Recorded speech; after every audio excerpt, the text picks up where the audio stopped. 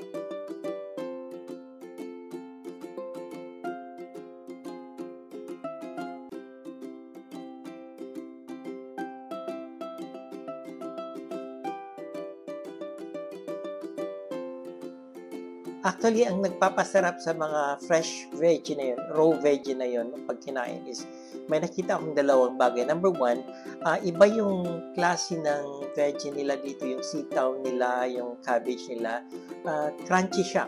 Yung sa Pinas, yung sitaw, it's dark green, tsaka matigas. Dito, it's yellowish green, na medyo mataba at tsaka crunchy. The same way with yung cabbage, very whitey siya, tsaka very crunchy siya. So, okay lang nakainin. Tsaka yung okra, hindi siya slimy. Ano ba yung tawag doon? Yung parang may paste siya. Hindi siya ganoon. So, okay siya nakainin. Ang pangalawa na nagpapasarap is yung mga sauce. Meron silang iba't ibang sauce na ginagamit kung saan mo ididip yung fresh veggie, raw veggie bago mo kainin. Meron silang tinatawag na prohok, takray chok, merong takray kadam. So, iba't ibang klase. Ilagay ko na lang sa description box sa baba kasama na ang link kung ano yung mga recipe ng mga sauce na yon. So, yan po ang ating video for today. Once again, have a nice day everyone. Bye!